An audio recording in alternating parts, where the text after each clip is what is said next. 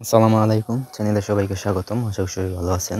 আজকের যে তদবির বা ভিডিওটা নিয়ে এসেছি সেটা হচ্ছে গিয়ে এই প্রেমিক বা প্রেমিকার মন পাথরের মতো নরম করে দিবে। যদি শক্ত মন থাকে সেই মন দিয়ে নরম করে আপনার প্রস্তাবে রাজি হবে বা আপনার প্রতি একটু আকর্ষিত হবে, সেই বিষয়ে আলোচনা করব। ছোট্ট একটা আমল দ্বারা আপনি কাজটি করতে পারবেন। তাই প্রথম থেকে শেষ পর্যন্ত কথাগুলো শুনুন, ভিডিওটা দেখুন, তাহলে বুঝতে সুবিধা হবে। ওইরকম কাজ যদি আমার সাহায্য করে নিতে চান তাহলে যোগাযোগ করবেন নিচে দেওয়া নাম্বারে। নাম্বারটা হচ্ছে 0170991438 এই নাম্বার ইমো, হোয়াটসঅ্যাপ বা সরাসরি যোগাযোগ করতে পারেন। তো এবার কাজের কথা, সেই কাজটা নিজে কীভাবে করবেন সে বিষয়ে বলে নেই।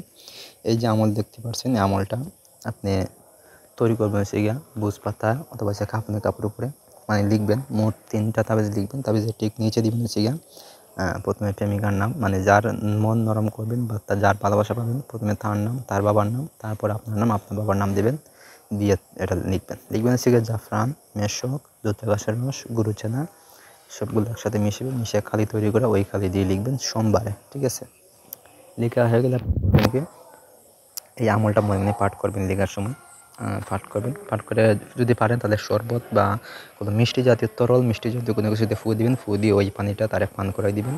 ঠিক আছে, আর তাবিজ একটা হচ্ছে আপনার কোমরের বা হাতে বেঁধে রাখবেন লাল সুতা দিয়ে।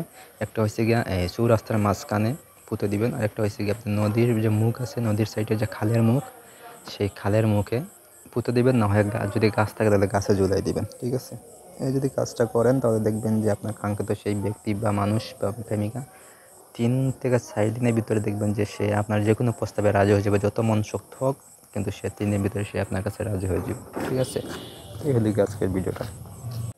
এখানে যেভাবে বলছি সেভাবে কাজ করতে হলে কাজ অবশ্যই হইব। যদি এখানে বুঝতে অসুবিধা হয় অবশ্যই আমাকে জানাইবেন, আমি বুঝাই দেওয়ার চেষ্টা করব। আর চ্যানেলটা সাবস্ক্রাইব করবেন অবশ্যই। কাজটা সহকারে অবশ্যই হইব। তো ধন্যবাদ সবাইকে, ভালো থাকুন, সুস্থ থাকুন, আল্লাহ হাফিজ।